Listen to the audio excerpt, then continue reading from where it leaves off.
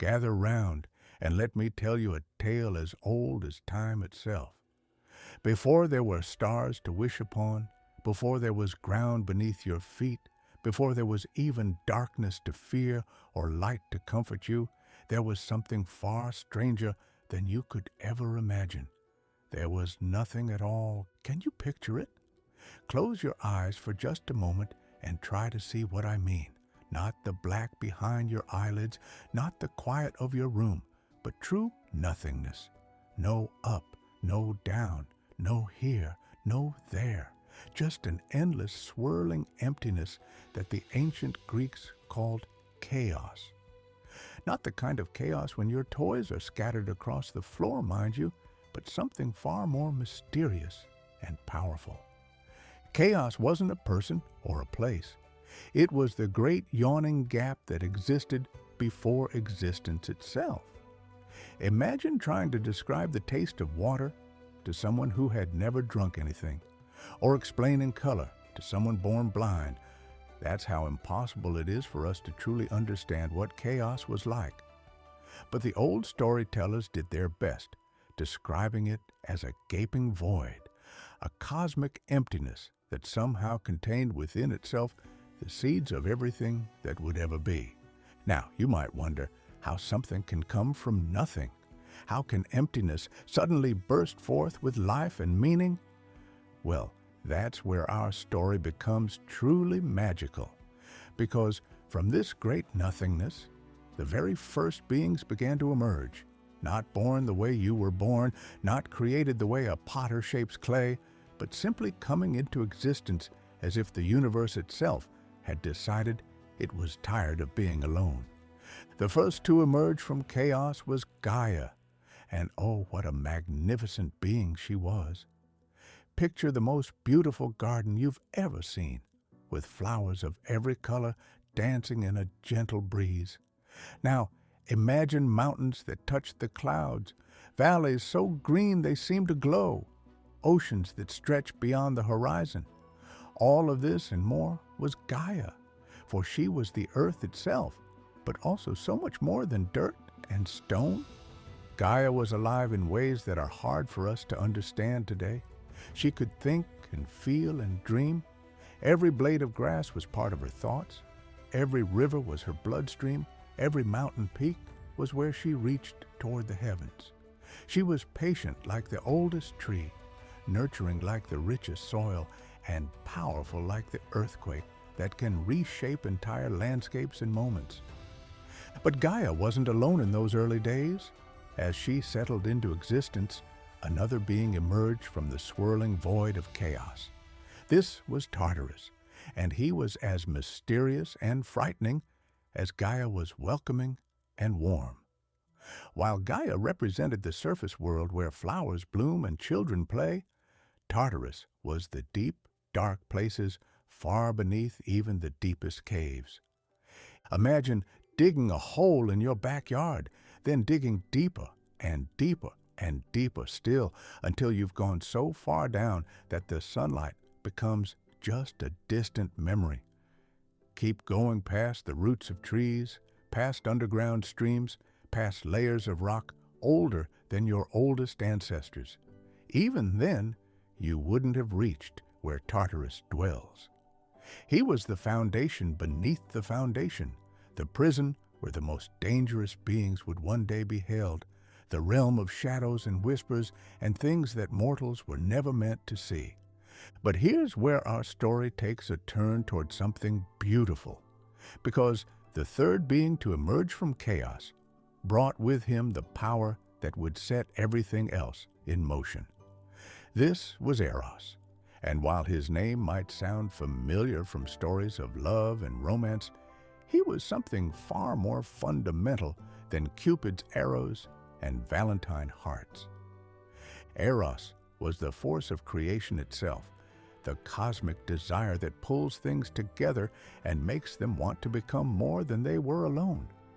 He was the reason why the lonely earth would eventually reach toward the sky, why creatures would seek each other out, why families form and cities rise, and stories get passed down from grandparents to grandchildren, around warm fires on cold nights. Without Eros, Gaia might have remained forever solitary, beautiful, but lonely.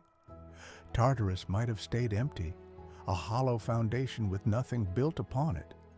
But with Eros present, desire sparked between all things. Not just the desire for romance, though that would come later, but the deeper longing that drives all existence, the pull toward connection, toward growth, toward becoming something greater than what you are alone. Now, as these three great powers settled into their new existence, the void of chaos continued to give birth to other wonders. From its depths emerged Nyx, the personification of night herself. She wasn't simply darkness as we know it, but the gentle, encompassing embrace that allows the world to rest and dream.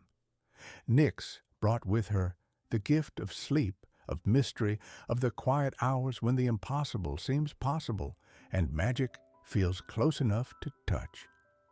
Alongside Nyx came Erebus, who was darkness in its purest form. But don't think of him as something evil or frightening, little ones. Erebus was the restful darkness that comes before dawn, the peaceful shadow that gives definition to light. Without darkness, we would never appreciate the warmth of sunrise or the comfort of a candle's glow. Erebus and Nyx together created the rhythm that would govern all life, the gentle swing between rest and wakefulness, between mystery and revelation. These primordial beings weren't like the gods and goddesses you might have heard about in other stories. They didn't have grand adventures or get into amusing arguments. Instead, they were the very foundations of reality itself, the building blocks from which everything else would eventually grow. They were forces of nature so fundamental that even today, billions of years later, we feel their presence every time we touch the earth beneath our feet, every time we peer into the depths of night, every time we feel that inexplicable pull towards something or someone that makes our hearts race with possibility. But this is just the beginning of our tale, dear children, because while these great powers were establishing themselves, Gaia, the nurturing earth, began to feel something stirring within her. The influence of Eros, that cosmic force of creative desire, was beginning to work its magic. Gaia found herself longing for a companion, someone who could embrace her completely, who could cover her with gentle protection while still allowing her to flourish and grow. And so, from her own divine essence, Gaia began to bring forth Uranus, not emerging from chaos as she had, but born from her own loving desire for partnership. Uranus would be the sky, the vast dome of heavens that would arch over her like the most magnificent blanket ever woven, spangled with stars and painted with the colors of sunset and dawn. But that, my dear ones, is a story for another evening by the fire.